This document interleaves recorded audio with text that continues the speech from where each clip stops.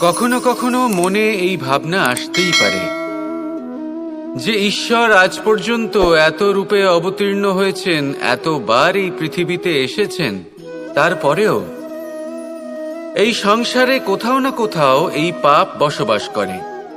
এটার কারণ কি? এটার কারণ আমরা স্বয়ংই। যখন কোনো ব্যক্তি এই পৃথিবীর পথপ্রদর্শন করে, এই সংসারকে উচিত দিশা দেখায়, এই সংসারের মঙ্গল করে, আমরা সেই ব্যক্তিকে মানুষ থেকে ঈশ্বর বানিয়ে ফেলি। সেই ব্যক্তির পতন স্বয়ং আমাদের হাতেই হয়ে যায়, কারণ সেই ব্যক্তি তার শ্বাস প্রশ্বাসের জন্য হয় না। সেই ব্যক্তি হলো সেই ভাবনা যা সে এই সংসারকে প্রদান করেছে। আমরা সেই ব্যক্তির ভাবনাটারই অন্ত করে দিই। এটা উচিত নয়। আমরা ওনাকে প্রভু মেনে নিই। প্রভু মানার পর আমরা ওনার কাছে প্রার্থনা করি, হে প্রভু, আমাদের সাহায্য করুন। যদি উনি প্রভুও হন, তাও উনি পৃথিবীতে এসেছেন মনুষ্য রূপে।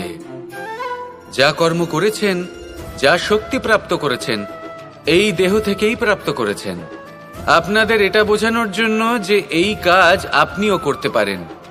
যারা সৎ আত্মা থাকেন, তাদের জন্য সর্বশ্রেষ্ঠ শ্রদ্ধাঞ্জলি হলো এটাই যে আপনি তাদের পদচিহ্ন অনুসরণ করে চলুন। না ওনাদের স্মরণে থাকুন, না পুষ্পের মালা ওনাদের চরণে রাখুন, বরং তাদের ভাবনাকে অনুসরণ করে সেই ভাবনা নিয়ে এগিয়ে চলুন। এটা না শুধু আপনার জন্য, বরং সমগ্র সংসারের জন্য লাভদায়ক। তাহলে এটাই করুন, আর আমার সাথে ভালোবেসে বলুন, রাধা রাধা। বিপদ আপদ আপনাকে সন্ত্রস্ত করে রাখতে পারে, কিন্তু এই বিপদ প্রত্যেকের জীবনে কোনো না কোনো কারণে থাকে। এটা আপনাকে দেখায় যে আপনার মধ্যে কি খামতি রয়েছে, কেন রয়েছে। এই বিপদ হলো সেই মাধ্যম যার দ্বারা আপনি নিজের দুর্বলতাকে নিজের শক্তিতে পরিবর্তন করতে পারেন। একটা ফুলের দিকে তাকান। একটা ফুল, তার বুকে যখন একটা সূচ বিঁধে এপার ওপার হয়ে যায়, শুধু তখনই আমাদের প্রভুর জন্য ফুলের মালা তৈরি করা যায়। সেই জন্য কখনোই বিপদকে ভয় পাবেন না, তার থেকে দূরে পালাবেন না। একে স্বাগত জানান। বোঝার চেষ্টা করুন এই বিপদ কেন আছে। যদি বিপদকে বুঝতে পারেন, তবেই জীবনকে বুঝতে পারবেন। যদি জীবনকে বুঝতে পারেন, তবে এই বিপদকে সম্পদে পরিণত করতে পারবেন। আসুন আর আমার সাথে ভালোবেসে বলুন, রাধা রাধা। পুরাণে আমরা দেখেছি যে মাতা পিতা কতটা মহান হতে পারেন। কিভাবে শ্রী গণেশ নিজের মাতা পিতাকে পরিক্রমণ করলেন এবং পরম পূজনীয় হয়ে উঠলেন। কিভাবে ভক্ত শ্রবণ নিজের অন্ধ মাতা পিতাকে তীর্থযাত্রায় নিয়ে যাবেন বলে নিজের কাঁধে ওনাদের বসালেন এবং বয়ে নিয়ে গেলেন। এরকম অনেক অমূল্য শিক্ষা আমরা লাভ করে থাকি পুরাণ থেকে। কিন্তু এসব কথা হলো পুরাণের কথা। কথা বলা যাক আমাদের জীবন নিয়ে। আমাদের এই জীবনে আমাদের মাতা পিতা কেন আমাদের কাছে এতটা অমূল্য? কেন আমরা ওনাদের এতটা ভালোবাসি? কেন আমরা ওনাদের এত সম্মান করি? আর কেনই বা ওনাদের এতটা সম্মান করা উচিত? মমতার কারণে।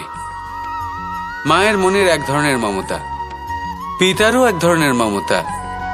এই দুইয়ের মমতা ভিন্ন, কিন্তু এনাদের দুজনের মমতার কেন্দ্রবিন্দু হলো ওনাদের সন্তান। মাতা মমতার কারণে সকালে তাড়াতাড়ি উঠে পড়েন, খাবার তৈরি করেন, এটা ভাবেন যে আমার সন্তান যেন অভুক্ত না থাকে। অন্যদিকে পিতা ইচ্ছে না থাকা সত্ত্বেও নিজের মমতাবোধের কারণে নিজের সন্তানের প্রতি কঠোর হন, তাকে জ্ঞান প্রদান করেন, শিক্ষা প্রদান করেন, কারণ উনি চান যে ওনার সন্তান যেন পরবর্তীতে উন্নতি করে, কখনো অভুক্ত না থাকে। এটাই হলো মমতা মাতা পিতার। আর এই মমতা সংসারের অন্য কোথাও আপনি পাবেন না। তাই সবসময় নিজের মাতা পিতাকে সম্মান করুন, ওনাদের ভালোবাসুন, যতটা ইচ্ছে ভালোবাসুন, আর এই ভালোবাসার সাথেই বলুন রাধা রাধা। জীবনে সবথেকে বেশি মূল্যবান বস্তু কি? ধন, স্বর্ণ, মাণিক্য, আভূষণ? না, এই সব কিছু মিলিয়েও সময়ের এক মুহূর্তের সামনে মলিন হয়ে পড়ে।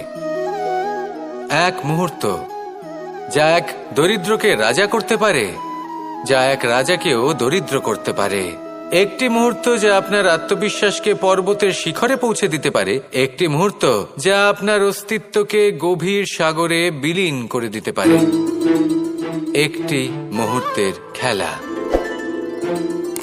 সব সময় জীবনে সেই ব্যক্তিকে সম্মান করুন, শ্রদ্ধা করুন, যিনি আপনার জন্য সময় বের করে থাকেন। সবসময় সেই ব্যক্তির প্রতি নিষ্ঠাবান থাকুন, যেই ব্যক্তি খারাপ সময় আপনার পাশে দাঁড়িয়ে থাকে। এই সময় সব থেকে বেশি মূল্যবান। আসুন আমার সাথে ভালোবেসে বলুন রাধা রাধা। আমাদের সকলের কাছে বৃক্ষ অত্যন্ত প্রিয়। আমরা সর্বদাই চাই এই বৃক্ষ যেন সবুজ থাকে, ফুলে ফলে ভরে থাকে, আমাদের ছায়া প্রদান করে, তা যেন সুস্থ থাকে, আমাদের ফল প্রদান করে। আর সেই জন্য আমরা প্রতিদিন সেই বৃক্ষকে জল প্রদান করি। কিন্তু কখনো ভেবে দেখেছেন যে জল তো আমরা বৃক্ষের গোড়ায় দিই, তারপরেও এই জল সেই বৃক্ষের প্রত্যেকটি পাতায় ঠিক পৌঁছে যায়? এটা কিভাবে সম্ভব? কিছুটা এরকমই হলো আমাদের কর্ম। যদি এই পৃথিবীতে থেকে শুদ্ধ মনে সৎকর্ম করেন, এই কর্ম সোজা ঈশ্বরের কাছে গিয়ে পৌঁছয়। যদি শ্রদ্ধা ভাব নিয়ে সমর্পিত হয়ে শুদ্ধ চিত্তে আপনি কাউকে সেবা করেন, তা সে মাতা পিতাই হোক, পরিবার হোক, গুরু হোক, পশুপক্ষী হোক বা সমাজ হোক, তাহলে সেটা সোজা ঈশ্বরের চরণে সমর্পিত হয়। সবসময় শুদ্ধ চিত্তে সমর্পিত হয়ে এবং মনে শ্রদ্ধা ভাব নিয়ে কর্ম করুন। ঈশ্বর নিজে থেকেই এর ফল আপনাকে প্রদান করবেন। আসুন আমার সাথে ভালোবেসে বলুন রাধা রাধা। জীবনে যখন আমরা কোনো পরিস্থিতির সম্মুখীন হই, তখন আমাদের সামনে দুটো পথ থাকে। তাদের মধ্যে কোনো একটা নির্বাচন আমাদের করে নিতে হবে, এই মনে করে নিতে হবে। নির্বাচন এই সংসারের সবথেকে গুরুত্বপূর্ণ বিষয়। একটা নির্বাচন আপনার বর্তমান বদলে দিতে পারে, আপনার ভবিষ্যৎ বদলাতে পারে, আগামী প্রজন্মের জন্য ইতিহাস রচনা করতে পারে। একটা নির্বাচন। এবার দেখুন, যে পরিস্থিতি আপনার সামনে আছে, আপনাকে সেই পরিস্থিতির সম্মুখীন হতেই হবে, সেই কষ্ট সহ্য করতেই হবে, সেই মতোই কাজ করতে হবে। শুধু এই বিষয়টা নির্বাচন করতে হবে যে এই পরিস্থিতির সম্মুখীন হওয়ার সময় আমি কি দুর্বল হয়ে থাকব নাকি আমি শক্তিশালী হয়ে থাকব। এই নির্বাচন এই মনের মধ্যে করতে হবে। আর এই নির্বাচন হলো সবথেকে বেশি গুরুত্বপূর্ণ নির্বাচন। যদি নিজের মনকে শক্তিশালী করে তুলে সেই পরিস্থিতির সম্মুখীন হন, তাহলে কিছুই আপনাকে বাধা দিতে পারবে না। পূর্ণ নিষ্ঠার সাথে, সাহসের সাথে এই মনকে শক্তিশালী করে তুলুন, তাহলে কোনো সংকট আপনাকে না বাধা দিতে পারবে না ভাঙতে পারবে। আপনি নিজে সাফল্যের শিখরে পৌঁছতে পারবেন, আর এই মন প্রসন্ন হয়ে বলবে রাধা রাধা।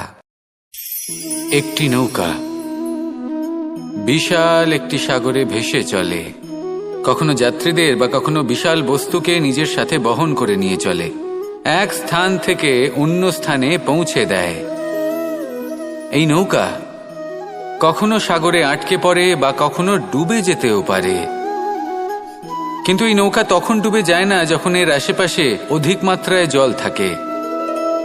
এটা তখন ডুবে যায় যখন ও নিজের আশেপাশের থাকা জলকে নিজের ভেতরে প্রবেশ করতে দেয়। যখন আস্তে আস্তে এই জল প্রবেশ করতে থাকে, নৌকা ভারী হতে থাকে আর আস্তে আস্তে ডুবে যায়। এটা আমাদের কাছে একটা শিক্ষা। হতেই পারে আমাদের এই সংসারে, আমাদের জীবনে আশেপাশে অনেক বেশি মাত্রায় নেতিবাচক শক্তি থাকবে, ঈর্ষা থাকবে, বিদ্বেষ, ঘৃণা বা ভয় থাকবে, কিন্তু মনের এই নৌকা শুধু তখনই ডুববে যখন আপনি এই নেতিবাচক শক্তিকে নিজের ভেতরে প্রবেশ করতে দেবেন। মনে রাখবেন, এই নেতিবাচক শক্তিকে কখনো নিজের মনে প্রবেশ করতে দেবেন না। প্রবেশ করলেও তাহলে যেন সে সেখানে কোনো স্থান না পায়। শুধু এই বিষয়টা খেয়াল রাখলে আপনার মনের এই নৌকা জীবনের এই সাগরে সব সময় ভেসে থাকবে, আর এই মন প্রসন্ন হয়ে বলবে, রাধা রাধা। ব্যায়াম, এই শব্দ আমরা সকলে শুনেছি, আর এটা সারা জীবন আমাদের সাথেই থাকে কোনো না কোনো রূপে। যখন আমরা জন্মগ্রহণ করি, চলতে শিখি, প্রথমে আমরা হামাগুড়ি দিয়ে চলি, পরে চলতে চেষ্টা করি কিন্তু পড়ে যাই। তখন আমাদের বাড়ির গুরুজনেরা আমাদের আটকান না। ওনারা মনে করেন এইভাবেই আমাদের সন্তান চলতে শিখবে, এইভাবেই তার পা আরো মজবুত হবে, যা অত্যন্ত গুরুত্বপূর্ণ। এইবার জীবনকালে যতই আমরা এগোতে থাকি, এই ব্যায়াম বিভিন্ন রূপে আমাদের সাথেই থাকে। কিন্তু আপনি কি জানেন যে এই ব্যায়ামের তাৎপর্য আসলে কি? আপনি কি জানেন এই ব্যায়ামের মর্ম আসলে কি? যখনই আমরা এই ব্যায়াম করি, আমাদের শরীরের মাংসপেশি ক্ষয় হয়। প্রথমে তা ক্ষয় হয়, তারপর আবার তা নির্মিত হয়। আরো শ্রেষ্ঠ, আরো শক্তিশালী মাংসপেশি আমরা লাভ করি। অর্থাৎ এই ব্যায়াম হলো সৃজনের বিজ্ঞান। এই ব্যায়াম আমাদের জন্য অত্যন্ত আবশ্যক। সেই জন্য জীবনে যখনই কোনো কিছু নষ্ট হয়ে যায়, চলে যায়, তখন হতাশ হয়ে পড়বেন না, তাকে পুনর্নির্মাণ করার চেষ্টা করবেন। আর এই শিক্ষা আমরা লাভ করি পাখিদের থেকে। যখনই বর্ষা হয়, ঝড় আসে, যখন পাখির বাসা ভেঙে চুরমার হয়ে যায়, তারা হার মেনে নেয় না। সে আবার অল্প অল্প করে সব খুঁজে একত্রিত করে আবার নিজের বাসা বানিয়ে তোলে, পুনরায় এক জীবনকে জন্ম দেয়, এক নতুন পরিবারকে জন্ম দেয়। তাই মনে রাখবেন, জীবনে এইভাবেই যদি আপনি নির্মাণ করতে চান, সৃজন করতে চান, তাহলে সেই নির্মাণের জন্য ভাঙনের অভিজ্ঞতা থাকা অত্যন্ত আবশ্যক। ভগ্ন বস্তুকেও সম্মান করা অত্যন্ত আবশ্যক। এই আচরণ মনে নিয়ে আসুন, মন প্রসন্ন হয়ে বলবে, রাধা রাধা। মানুষ ছোট হোক বা বড়, রাজা হোক বা দরিদ্র, সমস্ত মানুষের মধ্যে একটা সামঞ্জস্য থাকে। সমস্ত মানুষের কাছে তার প্রশংসা অত্যন্ত গুরুত্বপূর্ণ। সে খুবই প্রসন্ন হয় যদি আপনি তার প্রশংসা করেন। কিন্তু আপনি যদি তাকে এটা বলেন যে এটা তোমার ভুল ছিল, তোমার কিছু খামতি ছিল, তখন সেটা সে মানতে রাজিই থাকে না। সব মানুষ এটা শুনতে পছন্দ করে যে সে যেটা করেছে সেটাই সর্বোত্তম। এবার আমি আপনাকে একটা কথা বলি, এ হলো নিন্দা, এ হলো প্রশংসা, আর এই হলো সত্য, যা সবার থেকে উচ্চস্থানীয়। সেই জন্য মানুষ আয়না দেখে। আয়না তাকে তার সৌন্দর্য দেখায় না, তাকে দেখায় যা সত্য, যাতে মানুষ আরো সুন্দর হওয়ার চেষ্টা করতে থাকে। তাই আয়না অত্যন্ত গুরুত্বপূর্ণ সত্যকে জানার জন্য। জীবনে নিন্দুকের মাহাত্ম্য প্রশংসকের মাহাত্ম্যের থেকে অনেক বেশি। কেন? কারণ তারা আপনাকে আপনার খামতি দেখায়, আপনার ভুলগুলো বুঝিয়ে দেয়, আপনাকে একটা সুযোগ দেয় নিজেকে শুধরে নিতে, নিজেকে আরো শ্রেষ্ঠ করে তুলতে, যা প্রশংসক করতে পারে না। তাই জীবনে যদি কখনো নিন্দা করা হয়, তাকে ভালোবেসে গ্রহণ করুন, ধন্যাত্মক রূপে গ্রহণ করুন। যদি নিজেকে কোনো শিক্ষা দেওয়া সম্ভব হয়, তাহলে অবশ্যই দিন।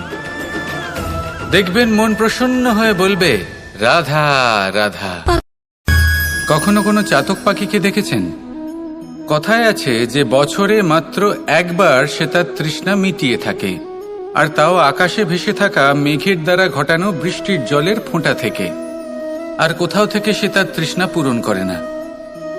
সারা বছর সে নিদারুণ গরম সহ্য করে, তীব্র শীতও সহ্য করে, শুধু এই আশা নিয়ে যে বছরে একবার অন্তত সেই মেঘের ঘন ঘটা হবে, বৃষ্টি হবে, আর সে তার তৃষ্ণা নিবারণ করবে। এটা আসলে কি? এটা আসলে বিশ্বাস। সেই বিশ্বাস যে বছরে একবার সেই মেঘ আসবে তৃষ্ণা নিবারণ করতে। যেমন দেখুন, একটা সূর্যমুখী ফুল সারা রাত অন্ধকারের সাথে যুদ্ধ করে, কারণ তার বিশ্বাস যে ভোরবেলায় সূর্য তাকে অবশ্যই দর্শন দেবেন। সেটাও বিশ্বাস ছিল যার উপর ভরসা করে মনু একটা নৌকা নিয়ে বেরিয়ে পড়েছিলেন এবং সমস্ত সৃষ্টিকে প্রলয়ের হাত থেকে বাঁচিয়েছিলেন। সেটাও ছিল ভালোবাসার প্রতি বিশ্বাস যার উপর ভরসা করে বানর এবং ভাল্লুক সেনা নিয়ে শ্রীরাম আক্রমণ করেছিলেন সমস্ত বরদানপ্রাপ্ত অসুরগণ এবং রাক্ষসগণের লঙ্কায় এবং জয় লাভ করেছিলেন। এই বিশ্বাসই হল এই বিশ্বের আশা। বিশ্বাস রাখুন যে আপনি হলেন সর্বশ্রেষ্ঠ এবং শুধুই নিজের কর্ম করতে থাকুন। এই বিশ্বাসের আশাই আপনাকে প্রতি মুহূর্তে বল প্রদান করবে। এ হলো আমার বিশ্বাস। আসুন আর আমার সাথে ভালোবেসে বলুন, রাধা রাধা। সৌন্দর্য। মানুষ নিজের সৌন্দর্যের বিষয়ে কতটা ভাবে, চায় যে সে সব থেকে বেশি রূপবান হবে, সব থেকে বেশি সুন্দর হবে। কিন্তু সৌন্দর্যের পরিভাষা কি তা কি সে জানে? কোনো মাকে জিজ্ঞেস করুন, ওনার জন্য সৌন্দর্যের পরিভাষা ওনার সন্তান। কোনো ভক্তকে জিজ্ঞেস করুন, ওনার জন্য সৌন্দর্যের পরিভাষা ওনার ভগবান। শ্রীরামকে জিজ্ঞেস করুন, ওনার জন্য সৌন্দর্যের পরিভাষা হল হনুমান। ভাঙা হানু, ফুলে যাওয়া মুখ, দেখতে গেলে উনি বানর, লম্বা লেজ, এত নিরীহ যে ওনাকে অমূল্য মালা দিলে সেটা ছিঁড়ে তার ভেতরে শ্রীরামকে খুঁজছিলেন। কিন্তু ওনার ভাবনা কত সুন্দর। উনি এটা বিশ্বাস করেন যে সংসারের যতই মূল্যবান জিনিস দিয়ে এই মালা তৈরি করা হোক না কেন, যদি এর মধ্যে শ্রীরাম না থাকেন তাহলে এর মধ্যে কোনো অর্থ নেই। সৌন্দর্য রূপে নয়, ভাবনায় নিহিত থাকে। যদি আপনি সৌন্দর্য প্রাপ্ত করতে চান তাহলে তা কর্মে নিয়ে আসুন, ভাবনায় এবং বিচারে নিয়ে আসুন। এই সৌন্দর্য আপনার সাথেই থাকবে। যদি আপনি সৌন্দর্যকে রূপের মধ্যে খোঁজেন তাহলে কিছুক্ষণের জন্য পাবেন, সেই সৌন্দর্য সময়ের সাথে হারিয়ে যাবে। সৌন্দর্য যদি পেতে চান, খুঁজতেই চান, তাহলে হৃদয় খুঁজুন, কর্মে খুঁজুন। মন প্রসন্ন হয়ে বলবে, রাধা রাধা। গুরু, যিনি পথ দেখান, আমাদের জীবনে অত্যন্ত গুরুত্বপূর্ণ, অত্যন্ত আবশ্যক। কিন্তু কিছু মানুষ মনে করেন যে গুরুর কোনো প্রয়োজন নেই, কারণ এই সমগ্র জ্ঞান মানুষের অন্তরেই নিহিত রয়েছে। এবার প্রশ্ন এটাই, যদি সমস্ত জ্ঞান মানুষের অন্তরে নিহিত থাকে তাহলে গুরুর কি প্রয়োজন? আর যারা আজ পর্যন্ত গুরুকে মেনে এসেছেন তারা কি অনুচিত করেছেন? এর উত্তর আমি আপনাকে দেব একটা উদাহরণ দ্বারা। একটা কাঠ যা জ্বলনশীল, জ্বলনের ঊর্জা তার অন্তরে নিহিত রয়েছে, কিন্তু তার জ্বলনের জন্য বাইরে থেকে একটা অনুঘটকের প্রয়োজন হয়। এই অনুঘটকই হলেন আপনার গুরু। উত্তাপ যা একটা কাঠকে জ্বালাতে পারে, সেই উত্তাপ হলো গুরুর প্রচেষ্টা। যদি সেই গুরুই না থাকে, তার প্রচেষ্টাই না থাকে, তাহলে সেই সমস্ত জ্ঞান যা মানুষের অন্তরে নিহিত তা ব্যর্থ হয়ে যাবে। যদি আপনার সাথে আপনার গুরু থাকেন, আপনার পথ প্রদর্শন করেন, আপনার অন্তরের জ্ঞানকে বাইরে নিয়ে আসতে পারেন, তাহলে তাকে সম্মান করুন আর আমার সাথে ভালোবেসে বলুন, রাধা রাধা। মানুষ যখন কোনো শক্তি লাভ করে তখন সে নিজেকে বলশালী মনে করে। শক্তি লাভ করলেই তার মধ্যে অহংকার চলে আসে, অভিমান চলে আসে। তার কারণ হলো সে একটা সহজ কথা বুঝতেই পারে না। এই সব যা হচ্ছে সময়ের জন্য হচ্ছে। সময়ের থেকে বেশি বলশালী আর কেউ নেই। এই সময়ের জন্যই রাবণ ভক্তি দ্বারা কৈলাস পর্বত তুলে নিয়েছিলেন। আবার সেই সময়ের জন্যই, সেই কারণে